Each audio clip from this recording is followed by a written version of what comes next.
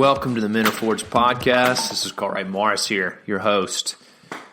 Men Are Forged. What is Men Are Forged about? Men Are Forged serves young professional men, those growing, advancing in their life and career, hopefully eventually getting to the point where they feel they have made the choices, the values, the foundations to build a meaningful life and a successful career. I think at the end of the day, that's where a lot of them, men in our 20s and 30s, that's what we're trying to build towards. But how do you do that? Well, that's why I'm here. That's what Men Are Forged is here. So through that, I do my coaching. You can sign up through my coaching through calvertassociates.com or go on my website, menareforges.com, menareforged.com. As well as courses. I'll be starting a course in January, so be looking for that on the website. You can join the waiting list today on menareforged.com. This is the essentials to life and career building. If you're a young professional man, this is what you want to do, and you can do it with your contemporaries. This is what's fun about it, is you get to actually learn, discuss, grow with other men like you in the same place, and I'll be facilitating that. So it's only 6 weeks. An hour each, one time a week. Should be a lot of fun. So go on menareforged.com, check out more of my show notes, any more information that is should bring value to you. You'll learn more about the interviews, more about the guests, more about, how to actually do this. How do you grow in your life and career? All right, enough talking, enough wasting time. Here is my interview with Tyler Dickerhoof. All right, well, welcome. I've got Tyler. Oh my gosh, I can't believe I forgot to ask you how to pronounce your last name. So it is pronounced like it looks, Dickerhoof. Dickerhoof. It looks confusing, but it's not. It's a very phonetic Dickerhoof. Dickerhoof of Yep. TylerDickerhoof.com. Yes, right. Correct. The impact-driven leader. Yeah. Feel free to check him out. But Tyler, welcome in. Good to have you here. Yeah, man, I'm excited to be here. I'm excited to have a good conversation with you and add value to your listeners and really just enjoy the opportunity to share a little bit about my journey. But man, I'd love to know as well, kind of how that fits into you, your audience, and how you're trying to serve people too, man. Cool. Well, yeah, the first question I love just kick the ball off. And the interesting part of just really in our 20s, when we're trying to figure out who we are, why we think the way we think, think of people growing up and even in your early 20s, who really shaped your thinking, either positive, negatively, where you had to really learn to shift, or was that somebody that was embedded in you early that you kind of grown into throughout your life? So, yeah. There's a couple individuals. I think in my early 20s, whether I was in college, I had a advisor in college, a coach who was a big part of my life. I competed when I was in college. I had mentors, kind of people I spent time with before that. My dad, just kind of there's elements that were a big part of my life. There was no one singular. And I think that was a problem in and of itself. What's interesting is I'm 42. I'm old. I'm bald. But, come on. What do I have to lose now? The gray hair, it doesn't matter. And one of the things that I found in Cartwright, I think you're a prime example of this. When I was in my early 20s, 20 years ago, can imagine that, 20 years ago, the idea of finding a mentor was not nearly as popular as what it is today. Interesting. It wasn't something my buddies and I walked around and said, "Hey, dude, do you have a mentor? Do you have someone that you go to?" It was kind of like, "Dude, I'm going to figure this out." And in a lot of business, it was you had older business leaders, you had managers or whatever, but not many of them were trying to mentor you.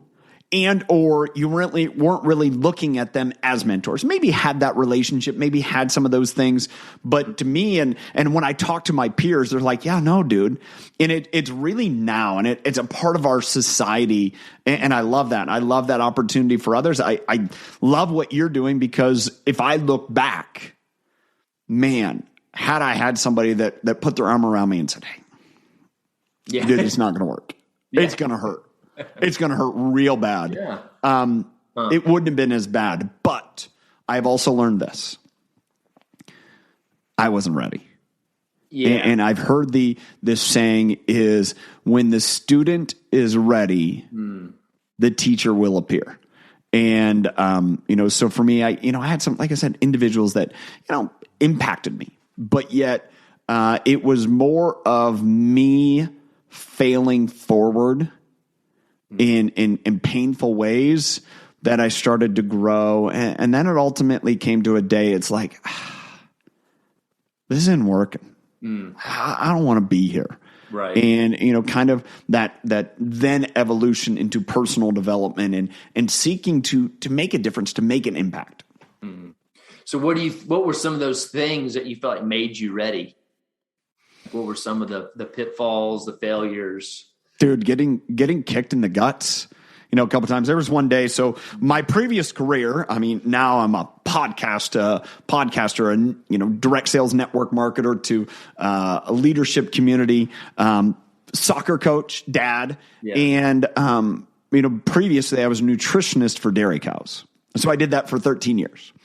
And there was one day I was going out to visit some clients, and I go to my first client in the morning. It's about 8:00 in the morning. I go there, meet up with one of the owners, and he said, Tyler, yeah, we're not going to work with you anymore. I'm like, okay.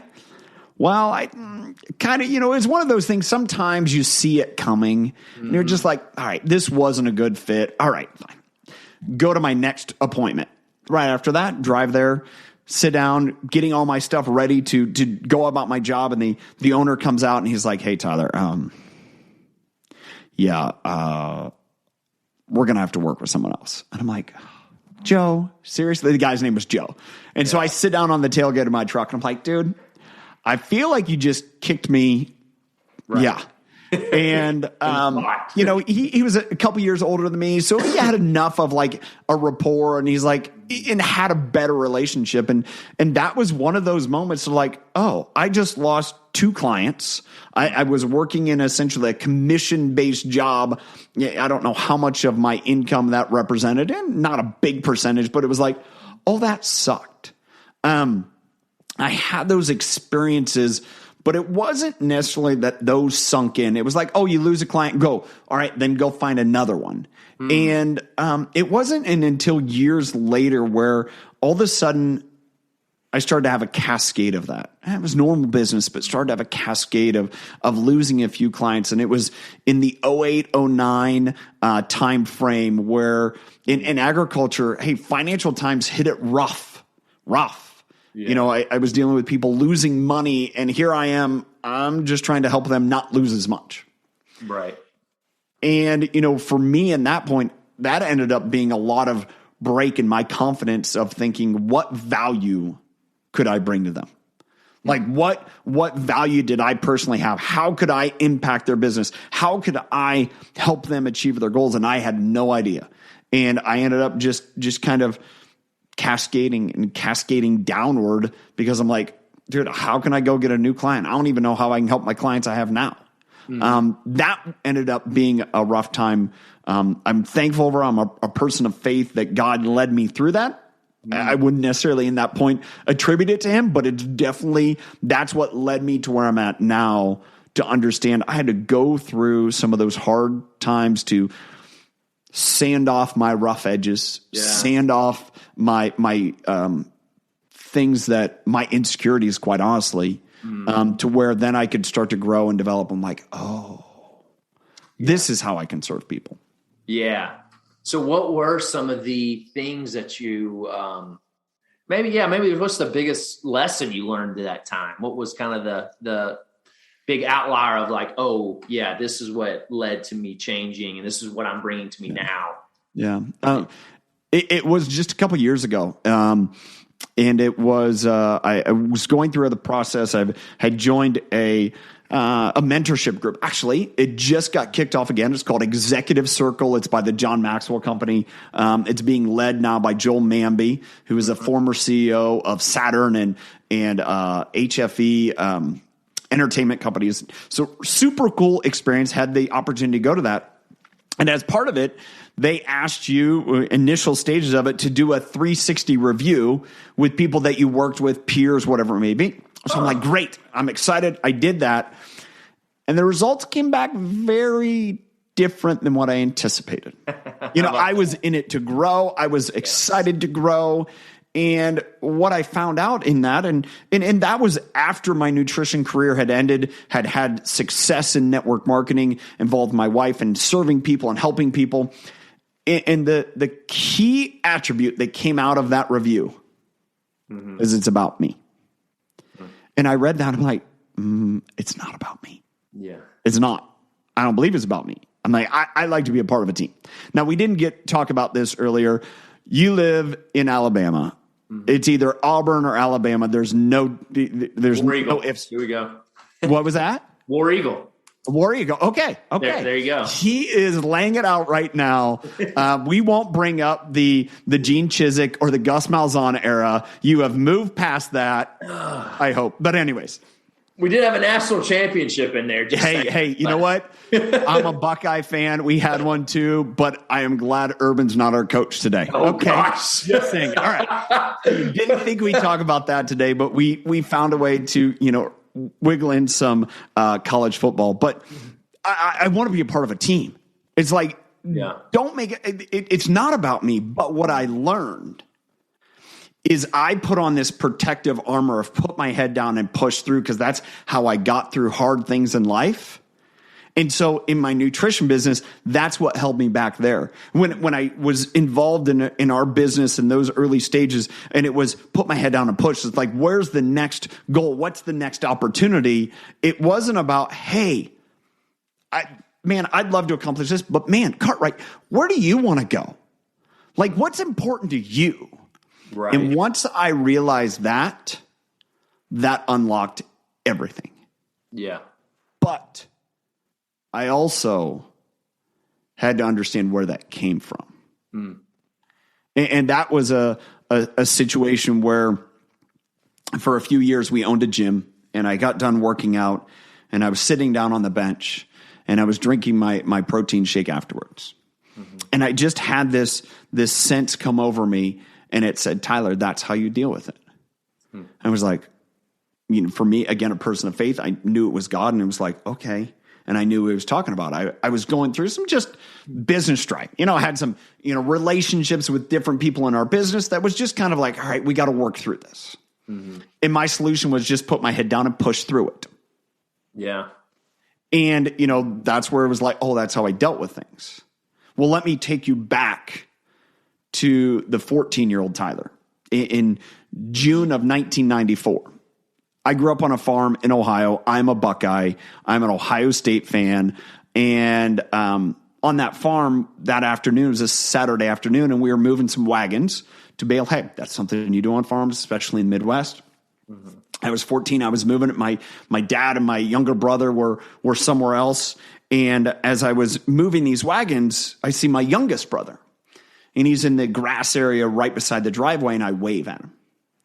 And I proceed to drive around, pull forward to put the wagon where I needed to, and I look back, and my little brother's laying in the driveway. And I'd driven over him, and he died. Wow. He was 3, I was 14. Pretty major moment of my adolescence. And the thing that happened next along the sequence is what affected me for the next 23, 24 years. Right. 24 years. And what happened is, the emergency responders get called, ambulances there, sheriff's there. I grew up on a dairy farm. And so if you know anything about dairy farming, cows get milked 2 to 3 times a day. That's just every day. It doesn't matter.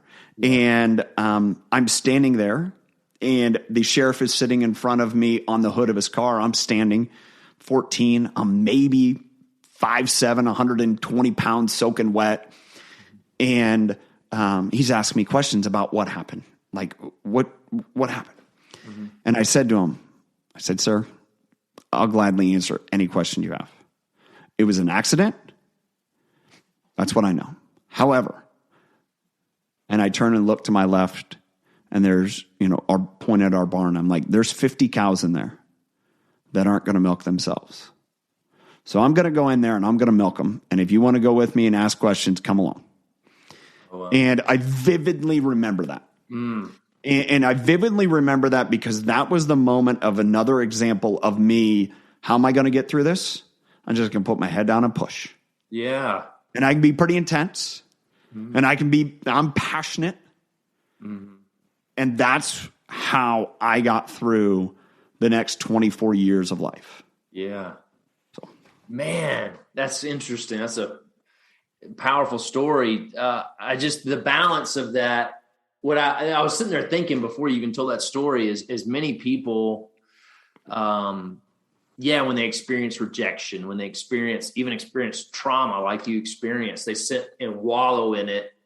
But you created a survival mechanism on the other side of the spectrum, just keep grinding, keep going. And I'm just curious, through, I guess, your own personal journey, your own healing, how have you found balance and finding kind of the in-between? Yeah, no, that's a great question. And that's really what I've kind of understood is a big part of my purpose, is to be able to share that and to share what I learned through that process. And a lot of it's only been in the last few years. Again, it's been as these things have been revealed to me. And as I mentioned earlier, when the student is ready, the teacher will appear. Now, the teacher for me was my own past experiences. Like, that doesn't work. You just push people away. I'll go stand in the corner, even though I want to be in a circle with everyone. I ended up in the corner because my intensity, pushed people away, and I didn't know it. And, the big thing for me was understanding all of it was laden in insecurity. It was insecurities of, the previous childhood stuff. It's like, what value do I have to offer? And instead of me understanding, my uniqueness, it kind of became to where I'm just going to push myself through and not necessarily understand to follow the path that God has laid for me. Yeah. I'm just going to push through, because if I push through, I can get there. But if I follow that path, who knows where it's going to go? And to me, a big part of that was understanding my insecurities instead of, finding value in what information I knew. My real value is encouraging others and helping others see what they can't see. It's what I love about coaching sports and youth sports, and I've done it for years, is because you can take that player and you say, hey, come here. You go play that position. You've never played it before, but you have all the skills and attributes, and they go over there and they have tremendous success. They come on to, come off the field on the sideline. They're beaming ear to ear. That to me is absolutely invigorating. Yeah. And to see that in business and see with others is so much fun. But what I had to learn, it wasn't about what I knew. It's about how I helped others. Right. And to me, that was unlocking my insecurities that were holding me back. And what I've learned, it was practicing empathy. Yeah. Now, what you said earlier ties into it so amazing. I wish we had it set up, but didn't.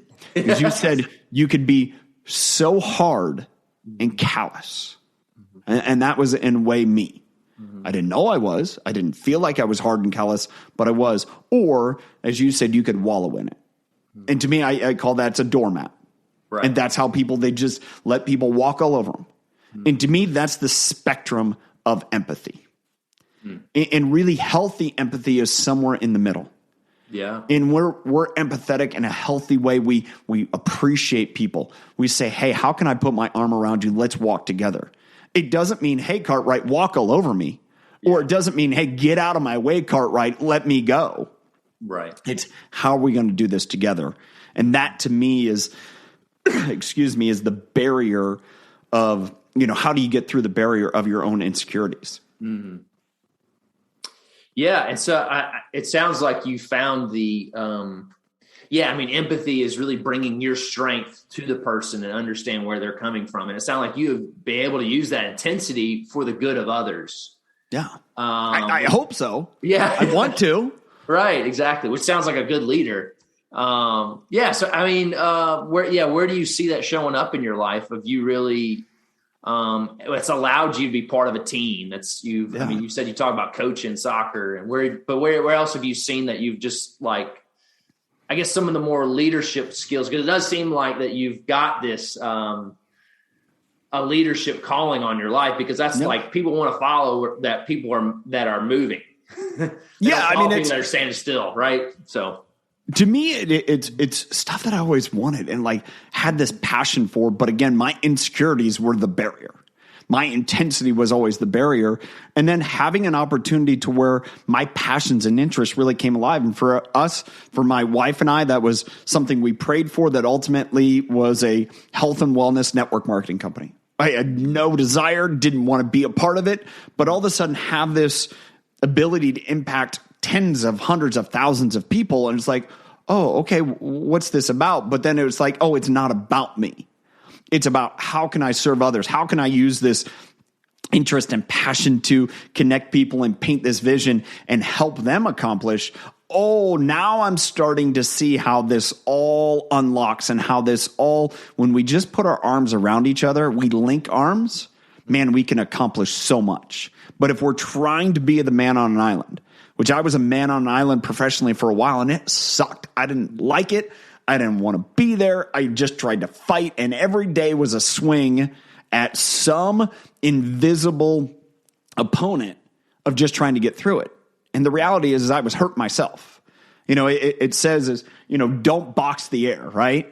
That's what, Paul's words said, don't box the air. Instead, fight the race that's everlasting. And to me, I didn't understand that. It's like, oh, that race is running with others instead of just, throwing punches in the air just to survive. And to me, that's been this process of through our business, through our network marketing business. But now it's been to say, how can I use those lessons I've learned that have been shared to me to help leaders in any other industry? And really, because what's pretty monumental here, you got to remember, I was a nutritionist for cows. I saw more cows every day than I ever saw people. And yet, in all avenues, the way to move forward is with people. It doesn't matter if you're, like I was a nutritionist for dairy cows. It doesn't matter if you're a pastor at a church. It doesn't matter if you're a coach for a sports team. It doesn't matter if you're the manager of a car sales group. It doesn't matter if you're wherever you're at. Everything you are going to accomplish is through, with, and by virtue of other people. And so the more that you can link arms and say, hey, let's go do this. Let's get behind each other and go do this. Let's go accomplish this. Let's make this the best arena in the entire, family of arenas, because every bathroom, every turnstile, everything is so clean. People walk in and like, where are we? Yeah. If that's our vision and mission, it doesn't matter, but it takes people, and it takes someone to say, hey, I'm with you. Let's link arms. Let's go accomplish this.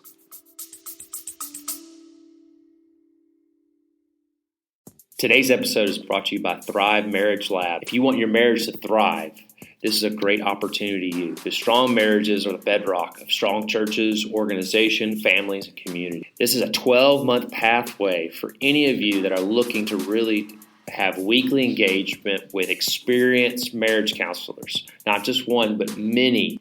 So go to restory.life/thrive to get on the waiting list for this great program that starts in April.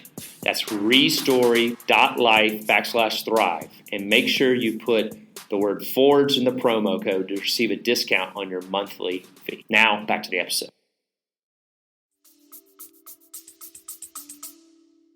Yeah, that's great, man. Gosh, which sometimes, we kind of miss is that takes, like you did, you had to learn to sacrifice your normal. You had to sacrifice a level of your intensity, right? What you thought what is a strength, but sacrifice it for the good of everyone. And that's a powerful leadership, I guess, skill that most of us kind of miss. So yeah, I would love to hear more of just leaders that when you became ready, who were some of the leaders that came along your side, and what was some of the lessons that they taught you? Oh man. I mean, I've been blessed, just absolutely blessed and kind of unbelievable that the people that have been around me, from the standpoint I've done a lot with John Maxwell. I think the other person who's had a major impact on me in his books is Jon Gordon. And for me, I was raised by a parent who was, glass is always half full. What I would term as a negative Nelly. And I didn't realize that was me in a lot of ways too. And it wasn't natural, but yet that's how I would view things sometimes. And so it'd always be, this is the negative. And I'm very strategic. I'm very analytical. So I would look at a situation like, well, here's all the things to fix. And I had to learn that doesn't get you anywhere. Yeah. That does not get you anywhere other than people not wanting to be around you. Now, if you're like, oh my goodness, this is what's going well, this is the positive, this is, let's keep doing the great. And that's things that I've learned and seen in business, I've seen in sports. When you focus on that, the bad stuff disappears and people want to be with you. And so, Jon Gordon, John Maxwell have been tremendous there. And I've also had the, tremendous ability to just be around some peers and friends that I'm not really sure how they come into my life, but they have. The Rory Vadens to the John Rulands to, go down the list of these people that have impacted my life, guests on my podcast that I've learned so much from. And a lot of them were just chance meetings and encounters or me asking, say, hey, would you be willing to have a conversation with me, reading books? One of the things you talked earlier about mentors and finding that. I used to, part of my career, I did a lot of driving. I drove 55,000 miles a year. I was putting a lot of hours in my vehicle. I listened to sports radio. Yeah. I listened to sports radio all day long. As a 20-year-old guy, why would you do that? And I look back and I think, man, and if I had taken those hundreds of thousands of miles that I drove over all those years and listened to books, holy cow. Now, what do I do when I drive? I listen to books. I listen to podcasts. I listen to, those things because that's where I get filled because I want to grow in that area. And I think it's important. I found a point to where growing and getting better was going to yield results to help other people. Right. And so it was helping myself grow and knowing if I grew, I was going to then in turn be able to help others grow too. But others growing is what allowed me to grow. And this kind of, regenerating cycle of personal development that I didn't understand. But to me, if you want to grow as a leader, you have to be in situations where you're growing and you're around other people that are growing, trying to get better. That's when you're going to reach the levels that you can. If not, you're just going to continue to spin your wheels. Yeah. Huh. Man, so it's interesting reading books now. What are you reading right now? Well, the two books that I'm reading at this moment, Help I Work with People by Chad Veach. That's part of my book club this month. I'm also reading Beginners by Tom Vanderbilt. I just downloaded Liz Wiseman's Impact Players. Wow. So I got a lot of books right at my fingertips. Let me see. And the other one, I mentioned Joel Manby earlier. I'm going through Love Works. At any given time between hard copy books and Audible, I have 3 or 4 different books just depending on what I'm focusing on. One thing that I have realized, and all of these books have to do with leadership, either self-leadership or leadership of others. And because I've realized that's where I need to grow the most. Right. And I'm also passionate about helping and sharing with others in that process. And it's, not so, it's pretty narrow focus.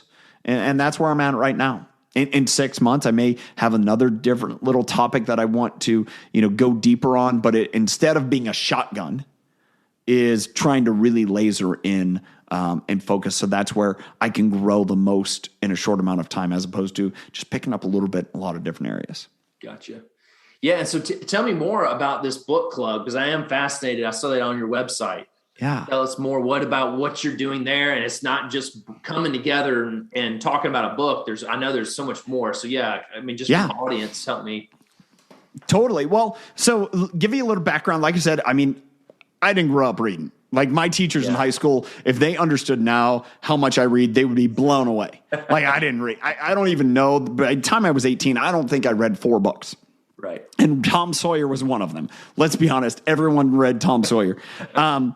It really came from this desires. I want to learn and grow. And so it's like, how can I share that with others? So I just started a year ago, started a podcast where I'd interview authors, would also read books. So we've curated now 10 books through the year, have a couple more to finish off the year. As a group, we'll read it, ask daily questions, kind of thought-provoking questions. But then as well, there's a group, a subset of that called a roundtable, where we sit down once a week on a Zoom. We talk about the book. We talk about the books that we've read this year, how it's affecting us in our own leadership, what questions we have, how we're able to lead better in our community or in our business. And that's the community that's really being driven. And a lot of it is interviews with podcast hosts. One of the books that I'm going to feature later this year is by Carey Nieuwhof, At Your Best. And it's, I've had John Maxwell, I've had Jon Gordon, I've had some, amazing authors that have I guess, chosen to be guests. And I can't think of any other way other than, hey, it's me helping to serve them and others. And that's what I'm in the process of doing. So that's cool. So, I mean, that was another thing I was kind of like, I got to address is like, this guy was raised in the Midwest on a farm, working on a farm, had a job at helping farmers, nutritionist, and now podcaster, website, leadership, development guy, living in Washington, So help me piece like how you got from there to there. Yeah. So I grew up in Ohio, like you said. I spent 4 years in New York going to college, saw more snow than I'd ever seen in my life. I said, I need to get out of here. Ended up in California. That's where I met my wife. And then 12 years ago, we moved to Spokane, and her parents moved here. And just kind of this Bedouin journey in a way. Mm-hmm. And the cool thing is I've seen a lot of different places and been in different circumstances. And I've always been willing to learn, curious to learn. Mm-hmm. And to me, that's the biggest thing is really having this ability to say, hey, let's break down football and then I'll go apply it to business and soccer and cows. And it's just the way that my brain works. And it's just a gift that I have. And I understood, not everyone does. And what I feel like that's allowed me is, in the context of this conversation, it's like I've had the ability, I'll be out working with my hands and have manure on it. Okay. I'm okay with that. That's cool. I'll be in a couple days. I will be in a ballroom, with some of the top CEOs and thought leaders in leadership in the entire world, because I've decided I'd want to be a part of that. And yet I'll be just as comfortable there because I've understood I'm curious and it's okay. And everything in between, what I've learned is that's unique, but yet I'm able to distill out lessons and experiences, which is just a unique gift that God has given me. And it's my role through podcasts, through conversation like this to say, oh yeah, this is how I see it. And it's like, how'd you come up with that? Well, let me tell you about working with cows. And, it really is like that. And I enjoy that because it really catches people off guard. But it's not about me. It's about these experiences. It's about the hard lessons I had to learn and the idea of saying, hey, how can I help other people learn so they don't have to maybe do it so hard? But let's learn together. Because while you're learning, I'm going to pick up something too. That's good.